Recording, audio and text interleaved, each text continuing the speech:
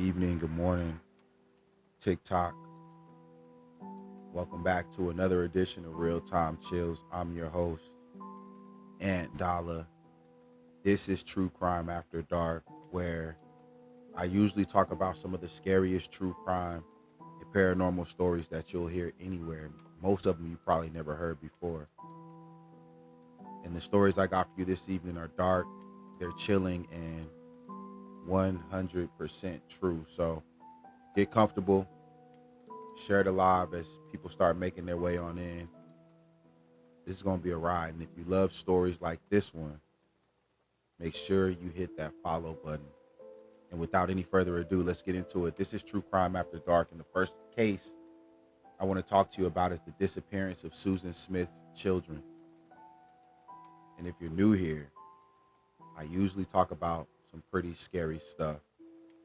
And on October 25th, 1994, the quiet town of Union, South Carolina, was shattered when a young mother named Susan Smith reported her car had been hijacked with her two little boys still inside. She said a black man had carjacked her at a traffic light and sped away with her children. Within hours, police launched one of the largest manhunts in South Carolina history. Helicopters flew overhead, search dogs combed the woods, and roadblocks were set up everywhere. The nation would watch as Susan appeared on TV crying and begging for her children's safe return. Her emotional pleas went viral before viral was even a thing. But as days passed, investigators began to notice cracks and inconsistencies in Susan's story. Give me one second. 9 days later, on November 3rd, 1994, the truth came crashing down. Susan Smith confessed she had strapped her sons, 3-year-old Michael and 14-year-old Alex, into their car seats and let her car roll into the John D. Long Lake. The car was found submerged, with both children being found inside. Investigators determined that Susan's motive was chilling. She was romantically involved with a wealthy man who didn't want children. Authorities believe she killed her son to clear the way for that relationship. Her original carjacking story was a complete fabrication and one that fueled racial tension in South Carolina, as an innocent community was now suddenly under suspicion. Susan Smith was charged with 2 counts of murder. Her defense team argued she was mentally unstable, suffering from depression. Despite calls for the death penalty, Aveline, good morning. Good to see you. Thank you for joining me on the True Crime After Dark. The jury would sentence her to life in prison without the possibility of parole after 30 years, or with the possibility of parole after 30 years. And she's actually eligible for parole this year, 2025. The Susan Smith case remains one of South Carolina's darkest crimes, and it raised tough questions about mental health, media frenzy, and manipulation of public sympathy. The lake where the car was found has become a haunting landmark, and it's a place locals will never forget. Excuse the sniffles, y'all. But let's move on to the next case here. And the next one I got for y'all is about the disappearance of Angie Dodge. So if you're new here, first of all, welcome. Hit that follow if you love true crime. I usually talk about some pretty scary stuff, but on June 13, 1996, in Idaho Falls, Idaho, 18-year-old Angie Dodge was found brutally murdered in her small apartment. The crime scene was shocking. Angie had been attacked with extreme violence, and investigators immediately knew this wasn't a random accident. Police zeroed in on Chris Tapp, a 20-year-old local. After hours of intense interrogation, He eventually confessed to being involved in the crime. But here's the problem: his story kept changing, and no physical evidence could connect him to the actual scene. Still, that being said, in 1998, Tapp was convicted of Angie's murder and sentenced to 30 years to life in prison. From the very beginning, DNA evidence at the crime scene didn't match Tapp, yet authorities insisted he had to be a part of it. For decades, that unknown DNA profile haunted the case. An invisible shadow of the actual killer was still out there. Families and advocates fought for Tapp's release, arguing his confession had been coerced. And in 2017, after more than 20 years behind bars, his murder conviction was overturned. He was officially exonerated in 2019 when DNA tested pointed to someone else completely different. In 2019, investigators used genetic genealogy, the same technology that caught the Golden State Killer, to track the DNA. It led them to Brian Dripps, a man who lived near Angie at the time of her murder.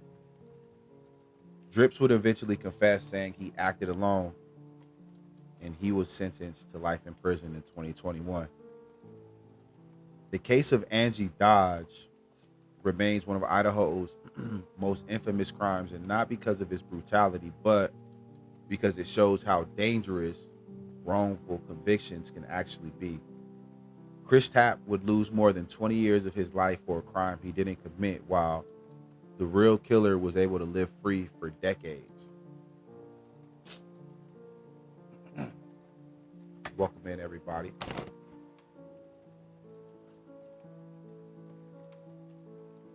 So we're going to move on. Double tap that screen if you love true crime. And the next case I want to talk to y'all about is, let's back a little. And the next case I want to talk to y'all about is the Hi-Fi murders.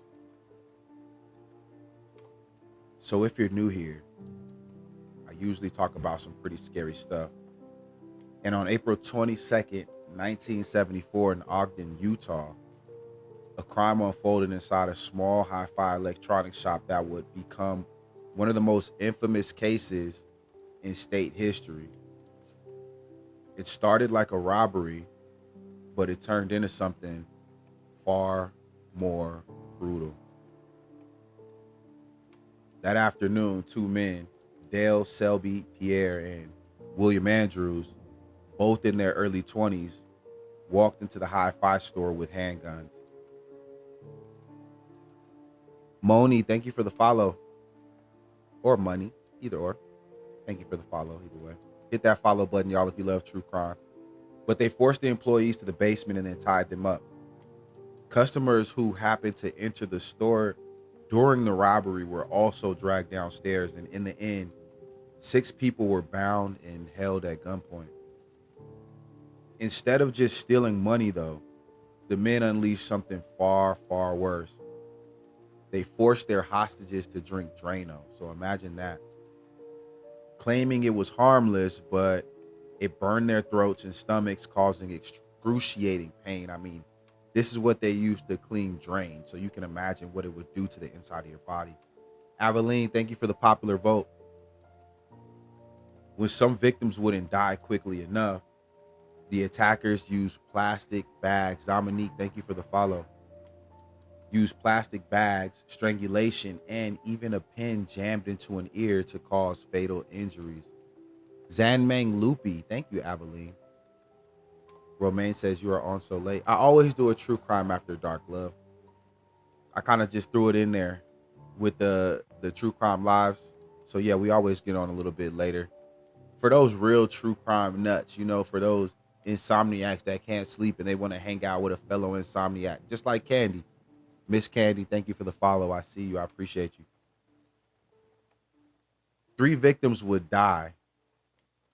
Stanley Walker, who was 20 years old, Michelle Ainsley, 19, and Carol Naisbitt, 52. Candy says, sleep, what's that exactly? Others survived but were left with lifelong injuries. Courtney Nicebit, just 16, suffered permanent brain damage during this whole thing. M. Navarez, what's going on? And thank you for that daily heart. You know I appreciate you. It's good to see you.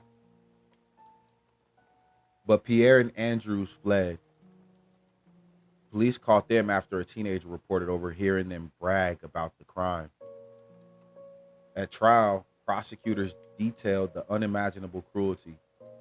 Both men would be sentenced to death, and Pierre was executed in 1987. Crystal, thank you for the follow. I appreciate. Or is it Crystal? Thank you for the follow. And Andrews was executed in 1992. Despite international campaigns calling their sentences too harsh. Getting ready for work? Nice. Hope you have a good day. The Hi-Fi murders remain one of the darkest crimes in Utah history, not just for the robbery itself, but for the sheer sadism involved. And even decades later, people in Ogden remember the terror it brought to their community, this whole situation. I gotta keep my whistle wet, y'all. Real quick, also, if you want longer form content, if you want to watch these lives later on, do go subscribe to the YouTube channel. The link is in my bio. I'm starting to post every day on there now. So make sure you go over there, check it out. And yeah, once we get to 1,000, the podcast will be released. And I promise you, you are going to want to see the podcast. You're going to love it. But anyways, let's talk about the Fargo double homicide. Frat Wald, thank you for the follow and welcome. So if you're new here, I usually talk about some pretty scary stuff. And on August 19th, 2017, Savannah LaFontaine Graywind, a 22-year-old nursing assistant who was also 8 months pregnant at the time, went missing from her apartment in Fargo, North Dakota. Crystal, thank you for the repost. She told her mom she was going upstairs to help a neighbor with the sewing project, and she never came back. And thank you for the share as well. I appreciate you. Neighbors Brooke Cruz and William Hone claimed they knew nothing. That comment you just said about wetting your whistle reminds me of my grandfather used to say it. Oh, yeah. Melanie, thank you for the daily heart. Margarita, thank you for the share. I don't even know where I came up with, or not obviously came up with it, but I don't even know when I started saying that. But literally, that's what you're doing, wetting that whistle there. Blood Moon, thank you for the follow. My parents were from down south as well, or my parents are from down south, I should say. So maybe my mom or dad said it when I was growing up or something. I just kind of rubbed off on me. Granny Kelso, welcome in and thank you for that daily heart. It's good to see you. But she told her mom she was going upstairs to help a neighbor with the sewing project, and then she never came back. So imagine this. Your kid is like, hey, I'm going to go to the neighbor's house. I'll be back. And then they just never come back. But neighbors Brooke Cruz and William Hone claimed they knew nothing. But just days later, police found a newborn baby in their apartment. Thank you, I believe, love. I appreciate you. She says, maybe that's why I love it. Probably. DNA will confirm the impossible. The infant was Savannah's. Then came the darkest discovery on August 27th, 2017. Savannah's body was pulled from the Red River, wrapped in plastic and duct tape. Investigators will reveal that Brooke had lured Savannah upstairs under the lie of needing help. Once inside, she attacked her, cut the baby from her wound, and then left her there to die. Hone admitted he'd helped cover it up, disposing of bloody evidence and hiding Savannah's body.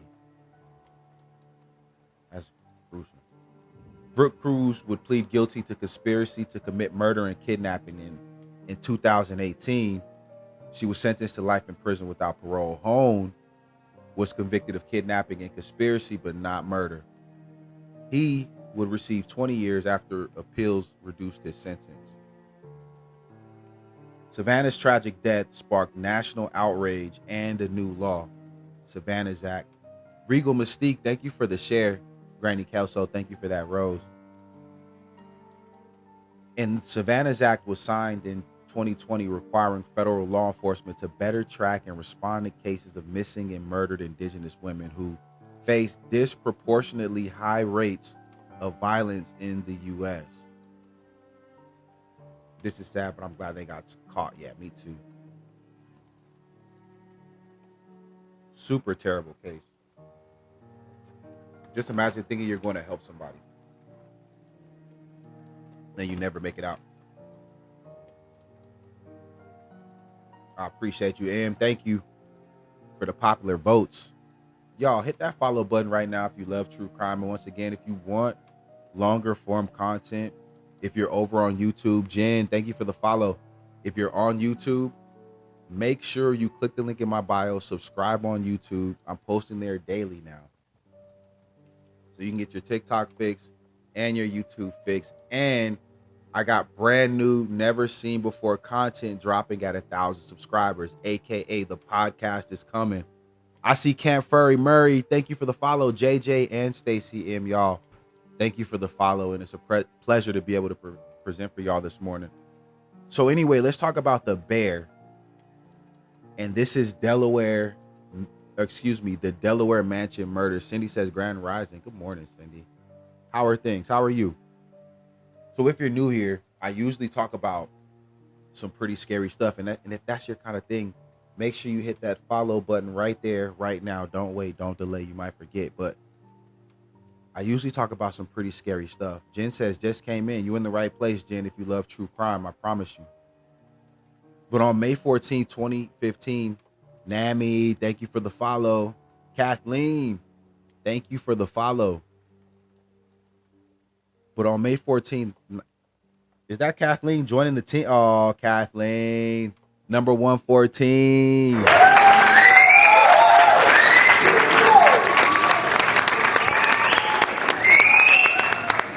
Just want to say thank you very, very much. I appreciate you. Aveline, thank you for the live. Jen says, that's my son's birthday when? Oh, May 14th, 2015. Mimi B, thank you for the follow. Aveline, thank you for the lightning bolt. Camp Furry Murray just became number 115. Come on, y'all. We ain't here doing it in the morning. Money Meek, appreciate top of the morning. You talking about Delaware and I'm from there. Oh yeah, I got a story for you, Money Meek. Listen to this. Check this out. 2011, your son was born, Jen. So May 14th is a high birthday I see. It's Camp Furry Murray's birthday too. Zara, good morning. How are you feeling? I know you were feeling ill the last time we spoke. I sent you a message. I heard. I'll check it out after I get off live. But firefighters were called to a burning $4.5 million mansion in Northwest Washington, D.C. But here's the Delaware connection. DMC, thank you for the follow. The main suspect once lived in Bear, Delaware, and his trail of violence shocked the entire state. Inside that mansion, responders found the bodies of Savas Savopoulos, his wife Amy, their 10-year-old son Philip, and their housekeeper Veralicia Figueroa. They had been brutally held hostage for nearly 24 hours before being murdered and the house set on fire. I went to the hospital with sepsis, got antibiotics, better now. Nice. That's all I care about. As long as you're better now. If you're better now, then I'm better now, Zara. So I'm glad to hear it. DMC says, wow. Oh, yeah, this one is crazy. But let's talk about the killer, though. Darren Went, a welder with a violent past who once lived and worked in Bear, Delaware. Investigators tied him to the crime using DNA found in a pizza crust delivered to the mansion during the hostage ordeal. Deborah, thank you for the follow. Prosecutors revealed that Went held the family captive, demanding $40,000 in cash. After receiving the money, though, He would murder all four victims in cold blood. His movements after the murders took him through Maryland, Delaware. Excuse me. His after the murders, his movements took him through Maryland, Maryland and Delaware, where he had old ties before his arrest in 2015. Ruth, thank you for the follow. Y'all, somebody hit that follow button if you love true crime. And hit the link in my bio and subscribe on YouTube if you even want more true crime. But in 2018, Went was convicted of 20 felonies, including multiple counts of murder, kidnapping, and arson. He was sentenced to 4 consecutive life sentences without parole. So basically, what they're saying is, Ruth says true crime. Ooh, we got some follows. Hold on, let me show some love real quick. I see Pole's mom and Christy Lynn. Thank you for the follow, ladies. Christy also says, love me some good true crime. You are in the right place. We literally do true crime every single day. And as you can tell, for those night owls who can't get no sleep, I'm here for you. Don't worry about it. I'm not sleeping either. I'm still talking about true crime. So if that's your thing, you are in the right place. Videos every single day for you as well. If you know, you know.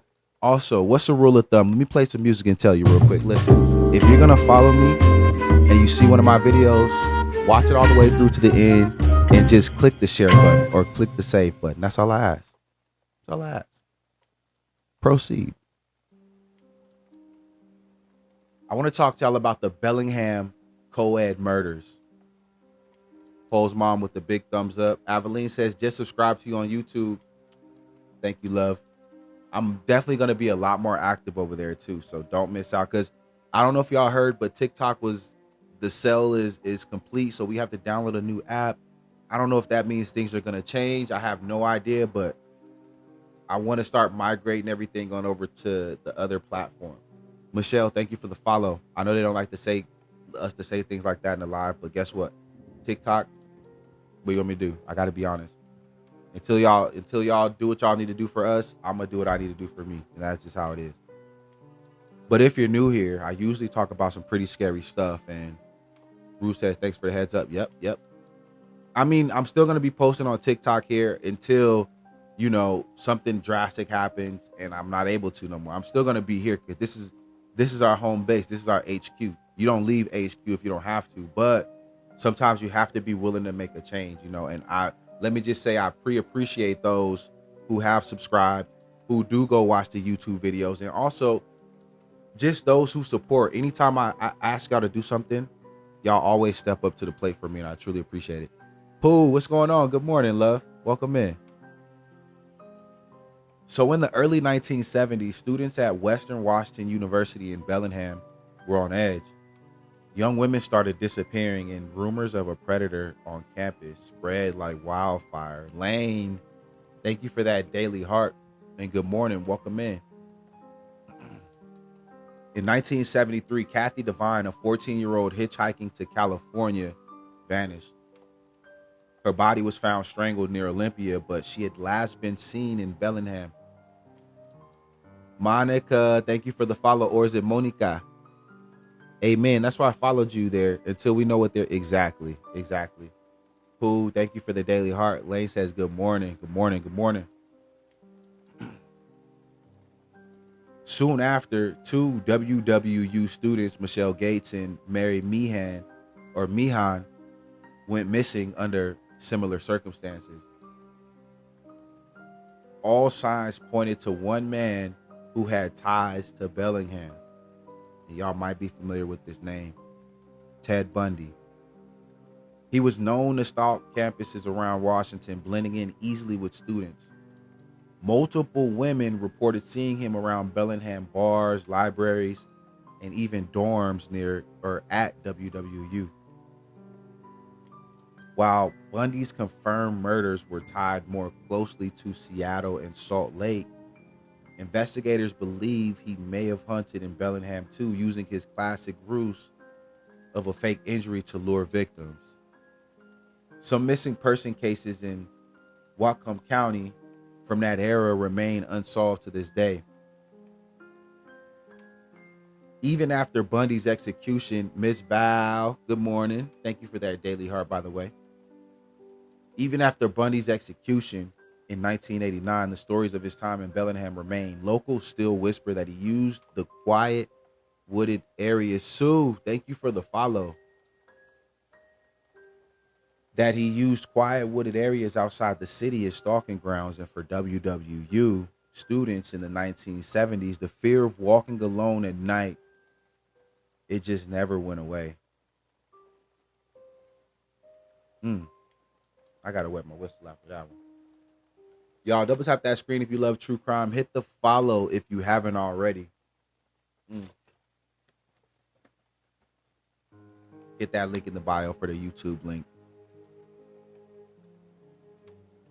But I want to talk to y'all now about the vanishing of Margaret O'Connell. Cam Furry Murray, thank you for the repost. You know I appreciate you. Thank you for 2 reposts. Pooh says, happy Friday Eve, chat. Hope everyone has a great day. Absolutely, y'all. Let me pin that real quick. So that's a good point. Hopefully everybody has a great, happy Friday Eve, y'all. So if you're new here, first of all, welcome. I usually talk about some pretty scary stuff. And in the summer of 1923, a young woman named Margaret O'Connell arrived in Charleston. She had traveled from Boston to spend a few weeks in the city, staying at the Elegant Battery Hotel, perched near the waterfront. Margaret was well-dressed, soft-spoken. Patricia, thank you for the repost. Was well-dressed, soft-spoken, and quietly captivating, but some locals said there was a haunted look in her eyes, as if she carried a past she could not escape from. Casey, thank you for the share. From the moment she arrived, strange things were reported. Staff noticed her room often smelled faintly of lilacs, but occasionally there was a whiff of something metallic. Casey, thank you for the repost. Guests passing by claimed to see her gazing at the ocean at all times, sometimes laughing softly and other times whispering frantically. She refused company, and when asked if she wanted her room cleaned, she shook her head and said, "Not yet. I'll be back soon." Anastasia, thank you for the follow. Pooh, thank you for the repost. On July 14th, 1923, Margaret took a walk along the Charleston Battery just before sunset and never returned. Hoodoo Q, I'm going to call you Kristen. Kristen, thank you for the follow. I appreciate you. I'm new here. I just followed. I love scary stuff as well. I promise you, if you love scary stories, you are in the right place, because I tell you scary stories every single day, live, and I do videos for you every single day. So you do not have to worry. I got all the spooks and scary stuff right in time, because Halloween's right around the corner too, y'all. When staff checked her room later that evening, it was empty. Her suitcase was still open, clothes folded neatly, and a journal left on the nightstand with the last entry reading, quote, "They are watching. I must leave before it's too late." The doors and windows were locked from the inside, and no footprints led away from the hotel. It was as if she had simply vanished into thin air. Police searched the historic district, the waterfront, and the surrounding streets for days, and witnesses reported seeing a woman matching her description near alleyways and abandoned warehouses, disappearing when approached. Some locals claimed to hear a woman sobbing near the old market square, but no one could confirm it was Margaret. Her disappearance remains unexplained to this very day. Speculation runs deep. Some believe she was abducted, others that she staged her disappearance to escape a dangerous suitor or family feud. More chilling tales speak of Charleston's old secret societies or spirits taking her into the shadows. Paranormal enthusiasts claim her apparition sometimes drifts along the Battery at night, crying silently and searching for help, her face pale in the moonlight. The Battery Hotel has since been renovated, but ghost stories about Margaret O'Connell persist.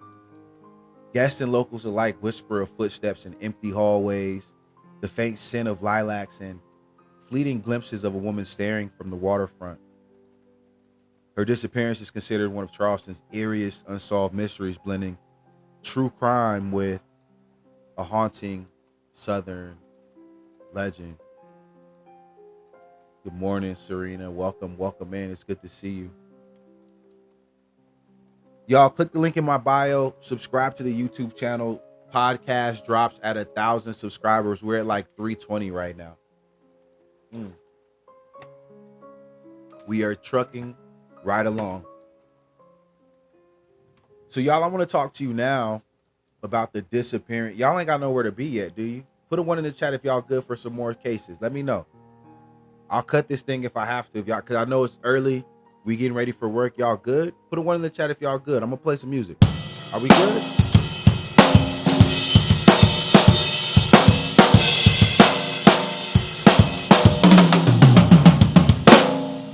Okay, I seen a couple ones. Y'all ain't got nowhere to be just yet. So let me tell y'all about the disappearance of Lillian Carrington. Serena said it's all good. It's 4 a.m. here. Shit, same. Patricia, thank you for the repost. Kathleen says, we're good. You're going to work with me. Nice. Who says, I'm getting dressed for work, but always got time for you. Thank you, love. I appreciate you. Tay, Nikki, I see you, and thank you for the follow, by the way. So if you're new here, hit the follow button just like Tay, Nikki did. If you love true crime, if you don't even look at the follow button because I am not the creator for you. Ruth says, snuggled up in San Diego. Ruth, do you have me in bed with you right now? Is that what you're telling me? But if you're new here, I usually talk about some pretty scary stuff. And in the summer of 1951, Lillian Carrington, a 24-year-old school teacher, Linda Washington, just followed y'all. Linda, thank you for the follow. Was living in Huntsville, Alabama. Known for her bright smile and gentle demeanor, Lillian was beloved by students and neighbors alike. Casey says, no sleep for me yet, so I'm using you to relax. Casey, feel free to use me to relax anytime you like. I'll always be here for you. But local says she often walked alone at night. Ladies, let me talk to you real quick. Sidebar, stop walking alone and doing jogs at night and stuff like that. I know my neighborhood is safe. I do it all the time. I shouldn't have to worry about that stuff. The world is crazy. You have to worry about it, and you should be able to jog whenever you want to, and your neighborhood should be safe. But the truth of the matter, frankly, is probably not that safe, or as safe as you think it is. Or there might be someone in the neighborhood that's not that safe. Just stop doing it, okay? Just stop doing it. You can go to the gym late at night. You can run, in the morning time. I know it's a little bit hotter. It's a little cooler at night. It's, more vibey, whatever. But please, ladies, just be vigilant. Be vigilant. Someone cares about you. If no one cares about you, I care about you. So stop doing it, please. MR, thank you for the follow. But local said she often walked alone at night, gazing at the sky as if expecting something or someone to appear. That just sounds like a concoction that you don't want nothing about. Aveline says, I'm just listening before I fall asleep. It's 6 a.m. here, so I'm just laying here. Well, let me talk to you. Let me talk you to bed, love. Don't worry. I got you. You might fall asleep with the phone, but that's okay. On July 3rd, 1951, Lillian told her family she was going for a late night walk near Big Spring Park. That's what I want to stop there, Lil. You can't go right now, okay? I know. You're going to be mad at me. You're going to be pissed off, but I'm not going to let you leave right now. Sorry. Just not going to let you go. And of course, she never returned. Her shoes and coat were left neatly at her home, and the front door remained unlocked. Marie says, perfect live. I need to go to bed. Aveline says, never with you. Voice is called. Yep. I appreciate you. Y'all know I love compliments, so you can just continue to tell me more about my voice and all these sweet nothings. I will gladly put my ears perked and perched, ready to listen. As long as you want to tell me, okay? Tell me more about my eyes, okay? Please. Witnesses later reported seeing a woman matching her description standing near the old railway tracks, illuminated by a flickering streetlight before vanishing into the darkness. When authorities searched for her, they found strange details. Stop, it's too early. Morning, fam. What's going on, Tier? Stop what? The stories? Never. Never. When authorities searched for her, they found strange details. Her journal left on her nightstand contained cryptic entries. Quote, they watch from the trees. I hear whispers in the wind. I can't run forever. And this is what she said in her journal. Tier, thank you for the daily heart. Tennessee girl, good morning. Serena says, or the relaxing voice. I'm glad y'all think my voice is relaxing. I'm sure there's people out there who don't think my voice is very relaxing. Probably hate it.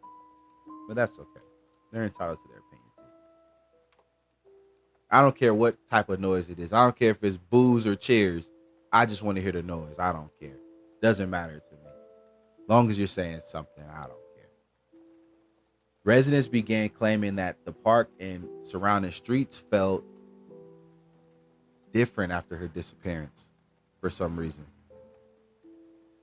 Shadows seemed to move on their own, and some reported hearing Lillian's voice calling their names late at night, even when no one was there.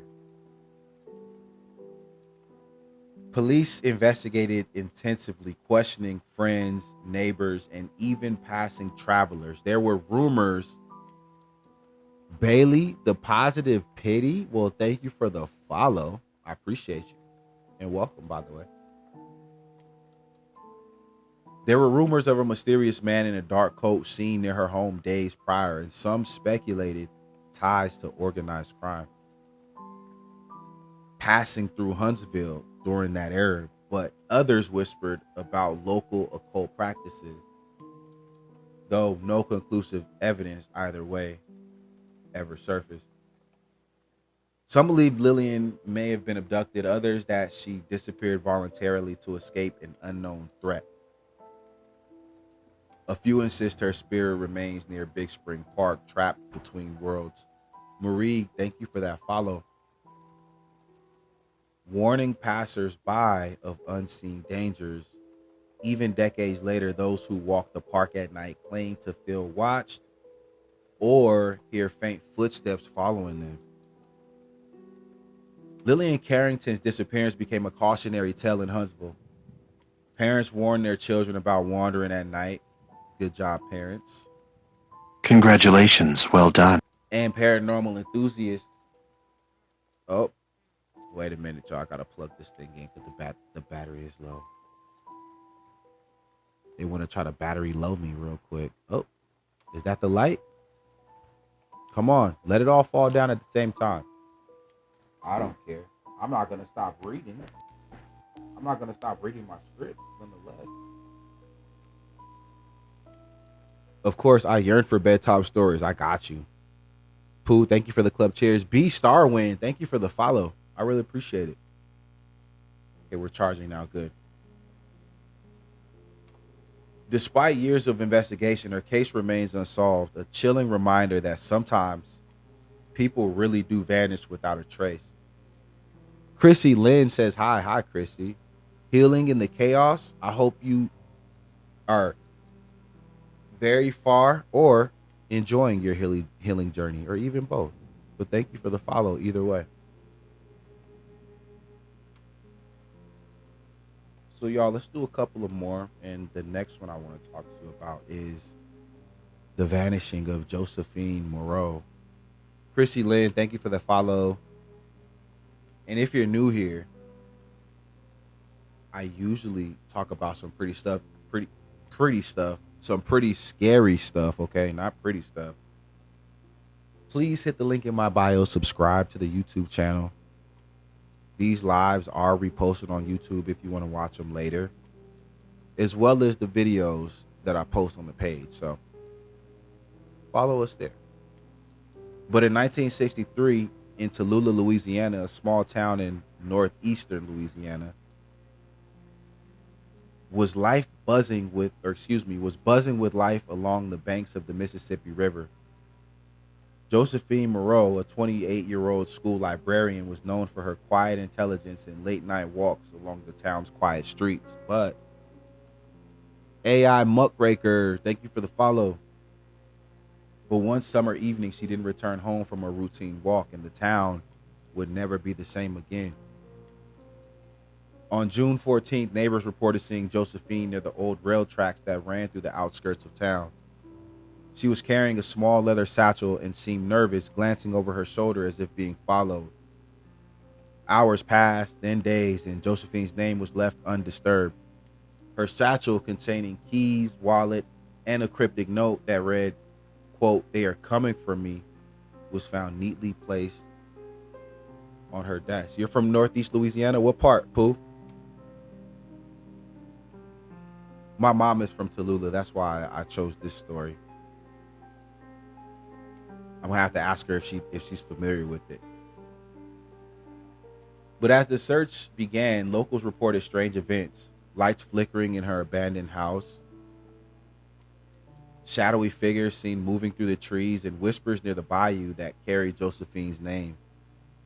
Teresa, thank you for the love you so much. I love you so much. Oh, you're from Monroe. Nice. Do you still live in Louisiana too? Some claim to have smelled lavender, her favorite scent, drifting across the fields at night, even though no one had been there for days. Good morning, Michelle. Welcome in. Authorities scoured the town and the nearby bayous, questioning everyone she had known. Some residents mentioned a mysterious man in a dark coat who had been seen speaking to Josephine in the weeks before her disappearance. Others whispered about a possible connection to local voodoo practices, rituals that some said could make a person vanish without a trace. Despite extensive efforts, there was no sign of her anywhere. Over time, theories emerged. Josephine may have been abducted, lured away by someone she trusted, maybe, or possibly fell victim to something supernatural tied to the bayou. Locals began claiming her spirit could be seen near the train tracks, a glowing figure pacing the rails at night, searching for answers that no one could provide. The disappearance of Josephine Moreau remains one of Tallulah's most chilling mysteries, and her story is still whispered among residents and paranormal enthusiasts who claim the train tracks are haunted and that the scent of lavender signals her presence. To this day, no one has ever found out what happened to her. Y'all hit that follow button if you love true crime. We're going to stay in Louisiana. I got one more for you. And I want to talk to you about the disappearance of Evelyn Marchand. If you're new here, first of all, welcome. Hit that follow button. Don't delay. I usually talk about some pretty scary stuff. And in June, T, thank you for the repost and welcome in. I usually talk about some pretty scary stuff. And in June 1971, Baton Rouge seemed like any other southern city. Its streets buzzing with life along the Mississippi River levee, buzzing with life along the Mississippi River levee, Evelyn Marchand, a 34-year-old journalist known for her fearless reporting, left her apartment to meet a confidential source about a local corruption story, and she would never return. Evelyn's car was found abandoned on a side street near the industrial district, doors unlocked, engine running, and her notepad still on the passenger seat. Her purse was gone, but her keys and identification remained inside the vehicle, and witnesses later recalled seeing her speaking to a man in a dark suit that evening.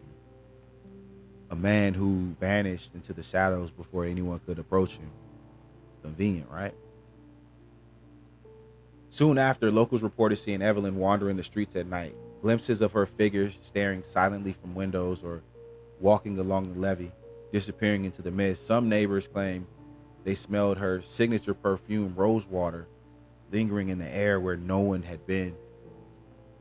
One security guard swore he saw her reflection in a puddle, yet when he looked around, she was nowhere to be found.